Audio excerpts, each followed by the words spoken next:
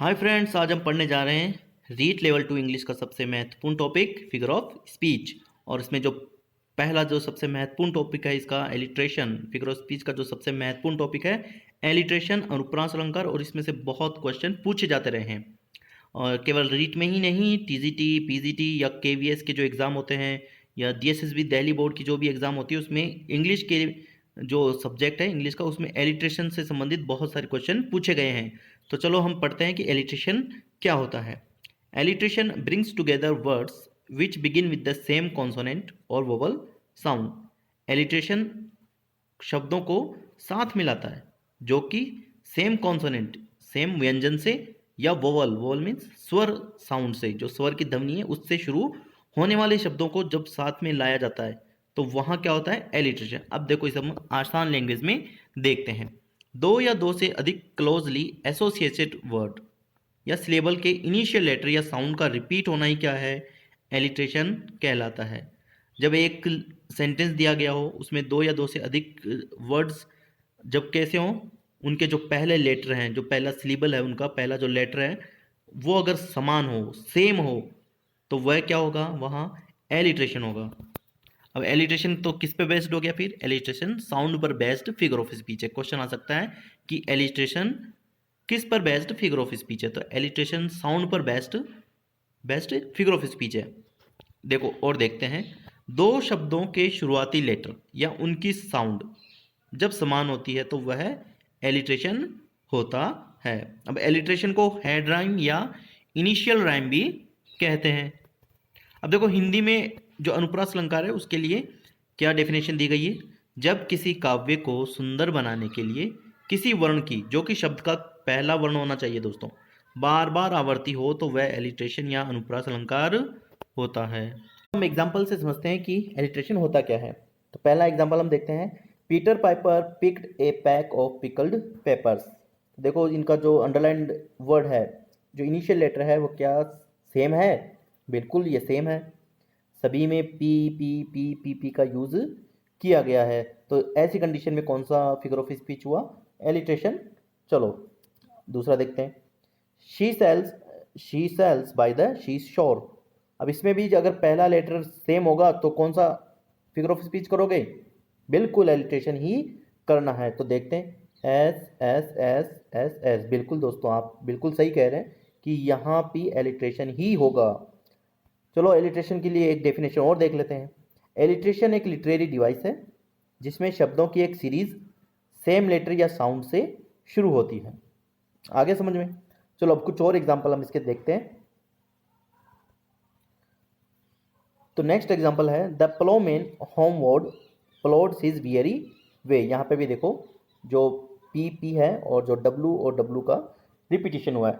अब एक कंडीशन मैं आपको बता दूं दोस्तों कि जब ये जो लिटरेरी डिवाइस है, अब इसमें क्या होता है कि ज़रूरी नहीं, कभी कभी जो राइटर्स हैं, जो बहुत बड़े बड़े राइटर्स हैं, वो अपनी जो लिटरेचर उसको और भी ज़्यादा ब्यूटीफाई करने के लिए कभी कभी शुरुआती वर्ड ना देकर, यस इनिशियल लेटर ना देकर, बीच बीच में लेटर को भी क्या कर देते हैं, क्लोज कनेक्टेड कर देते हैं और वहाँ पे भी एलिट्रेशन ही होता है। ये नेक्स्ट एग्जांपल से हम इसको समझेंगे। जैसे देखिए, द मून ऑफ डव्स इन इम मेमोरियल। अब देखिए इम मेमोरियल के अंदर एम 3 बार इसका रिपीटेशन हुआ।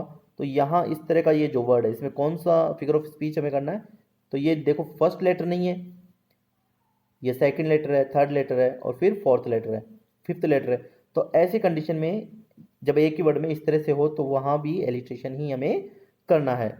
तो वापस देखते हैं, the moon of doves in immemorial elms and murmuring. अब देखिए मरमरिंग में वापस पहला लेटर मर, फिर दूसरा, तीसरा और फिर चौथा वापस सेम है मर। तो ऐसी कंडीशन में भी कुछ राइटर्स का कहना है कि एलिट्रेशन ही होता है।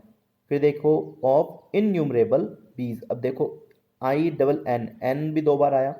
तो यहाँ पे भी वो क्या क्या कहा जाता है कि ऐसी कंडीशन में भी एलिट्रेशन ही होता है। लेकिन एग्जाम में इस तरह के क्वेश्चन नहीं आएगा क्योंकि ऐसा टिपिकल क्वेश्चन एग्जाम में नहीं दिया जाता है। ये केवल आपको समझाने के लिए है कि अगर कभी इस तरह से कंडीशन बने तो वहाँ पे भी हमें एलिट्रेशन ही करना होता है। नेक्स्ट एग्जाम्पल देखते हैं, the fair breeze blew the white foam flew the followed free. अब देखो एफ लेटर का रिपीटिशन है।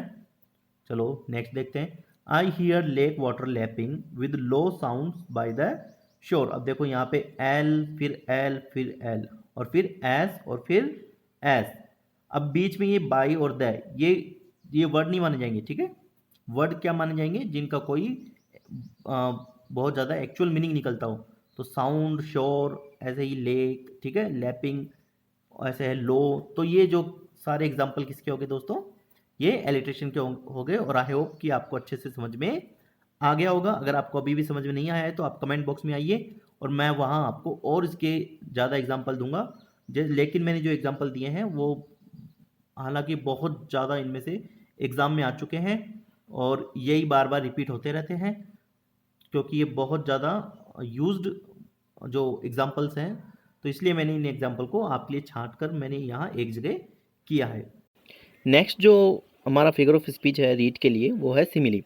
अब सिमिली में होता क्या है बेसिकली, एक ऑब्जेक्ट होता है, उस ऑब्जेक्ट की तुलना किसी दूसरे ऑब्जेक्ट से की जाती है और जो दूसरा ऑब्जेक्ट होता है वो उसकी क्वालिटी में या अपनी जाति में उस पहले ऑब्जेक्ट से बिल्कुल ही अलग होता है। तो चलो देखते हैं क्या है।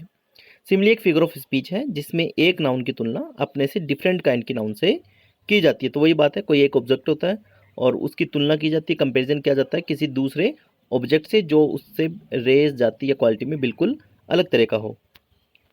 A form of expression using like or as, in which one thing is compared to another which is only resembles in one or a small number of ways। तो होता क्या है कि सिमिली के अंदर लाइक और एज का use किया जाता है कंपैरिजन शो करने के लिए, ठीक है। और इसमें एक समानता बताई जाती है, रिजेम्बलेंस, समानता बताई जाती है दो ऑब्जेक्ट में। एक या दो तरीके से उनमें कोई समानता हो सकती है उनकी क्वालिटी में, जैसे किसी को किसी की तरह बहादुर बताया जाए तो वो एक सिमिली हो गई, ठीक है। और देखते हैं दो सब्जेक्ट्स के बीच में एज या लाइक के द्वारा समानता दिखाई जाती है। Clear? A simile is a comparison between two objects. दो ऑब्जेक्ट के बीच में क्या है? कंपैरिजन है। ऑफ डिफरेंट काइंड, जो कि क्या है? डिफरेंट काइंड के हैं। Have at least one point of resemblance, और उनमें कम से कम एक पॉइंट क्या होती है? उनमें समानता का एक पॉइंट होता है। चलो अब एग्जाम्पल से हम समझते हैं। He looks as cheerful as a rose. अब वो गुलाब की जैसे क्या दिखाई देता है? खुश दिखाई देता है। तो जैसे गुलाब खिलता हुआ बहुत जैसे लगता है कि ये काफ़ी हैप्पी है, काफ़ी जॉली है। तो ऐसे ही जो प्रोनाउन है उसकी जो रिजेम्बलेंस किया गया, उसकी तुलना किससे की गई? रोज से की गई। तो यहाँ देखो एज का यूज़ किया गया, तो सिमिली के अंदर एज का यूज़ करना है। नेक्स्ट जो एग्जाम्पल देखते हैं, the story is as old as the hills. ये जो कहानी है वो उतनी ही पुरानी है जितनी की पहाड़ियाँ जो है। तो पहाड़ियाँ कितनी पुरानी होती है? तो उनकी पहाड़ियों से तुलना की गई कहानी की। तो कहानी देखो अलग अलग ऑब्जेक्ट है, पहाड़ी बिल्कुल अलग ऑब्जेक्ट है, लेकिन इनका कंपैरिजन किया गया। तो ऐसा ही कंपैरिजन हो तो वो क्या है? वो सिमिली है। लेकिन सिमिली में एक बात देखना है हमें कि सिमिली के अंदर एज या लाइक का यूज़ कंपैरिजन शो करने के लिए किया जाएगा।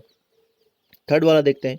Only a sweet and virtuous soul like seasoned timber never gives, ठीक है। फोर्थ देखो, इसमें देखो लाइक का यूज़ किया गया। फोर्थ का देखो, I wander lonely as a cloud. Okay. Fifth वाला देखते हैं। Look like a flower but a serpent under it. Look like a flower, flower की तरह दिखता है लेकिन उसके नीचे क्या है? सांप है। तो आस्तीन में सांप वाला बात हो गई। सिक्स वाला देखो, live like a hermit but work like a horse. साधु की तरह जियो लेकिन काम किसकी तरह करो? एक घोड़े की तरह। तो देखो लाइक से, अब हर्मिट तो आदमी है, हॉर्स एक जानवर है, लेकिन दोनों की ऐसे तो कोई क्वालिटी नहीं होती है। लेकिन इनमें क्या बताया? एक तुलना की गई है। लाइक और एज वर्ड इनको यूज़ कर सकते हैं। She was as beautiful as a flower. अब फूल जैसी खूबसूरत, तो ये क्या हो गई? कंपैरिजन हो गया। अब देखो फ्लावर भी डिफरेंट काइंड का ऑब्जेक्ट है और जो शी प्रोनाउन है यह भी डिफरेंट काइंड का ऑब्जेक्ट है। अब नोट देखो क्या है इसमें, समान ऑब्जेक्ट में कंपैरिजन सिमिली नहीं है। कोई जो समान ऑब्जेक्ट है, जैसे एक एक ही नाउन है, उसकी उसी नाउन से तुलना की जाए उसी की जाति की, तो उसमें क्या है? कंपैरिजन बिल्कुल नहीं है। तो वो तो एक सिंपल कंपैरिजन है, वो कंपैरिजन सिमिली नहीं है। जैसे अगर यहाँ ऑब्जेक्ट सेवंथ वाला एग्जांपल देखो, इसी में अगर हम समान ऑब्जेक्ट कर देते हैं, she was as beautiful as her mother. तो इनमें ऑब्जेक्ट क्या हो गए? समान हो गए। वे अपनी मम्मी के समान क्या है? ब्यूटीफुल है, तो ऑब्जेक्ट क्या हो गए, डिफरेंट नहीं हुआ, वो सेम हो गया, इसलिए इसमें केवल एक तुलना होगी, यहाँ पे सिमिली नहीं होगा। तो एग्जामिनर ऐसे ही क्वेश्चन पूछेगा, तो आपको इस पे फोकस करना है कि जो सिमिली होती है उसके अंदर जो कंपैरिजन होता है उसमें डिफरेंट होने चाहिए दोनों ऑब्जेक्ट, ठीक है। शी सेकंड देखो, नेक्स्ट देखो, she Yeats like a pig, वह पिग की तरह खाती है। तो पिग और शी में कोई दूर दूर तक का कोई समानता नहीं है, लेकिन उसको एक रिजेम्बलेंस दिया गया, उसको एक उपमा दी गई कि वह पिग की तरह खाना खाती है। ही डांस लाइक ए मंकी, अब वह बंदर की तरह डांस करता है। नेक्स्ट देखो, she is as innocent as an angel, तो वो एक एंजल की तरह निर्दोष है, मासूम है। तो ये सिमिली थी, आई थिंक कि आपको अच्छे से समझ आ गया होगा। So keep doing good deeds और अच्छे से पढ़ाई करिए। और ये एग्ज़ाम में सिमिली और जो एलिट्रेशन है इनके बहुत एग्जाम्पल पूछे जाते हैं, तो आपको इनको पढ़ना है, बहुत बार बार इनको पढ़ना है, इनका रिवीजन करना है। और जब आपको अच्छे से माइंड में बैठ जाता है तो आपको अपना सेल्फ टेस्ट भी लेना है। So I hope for your best.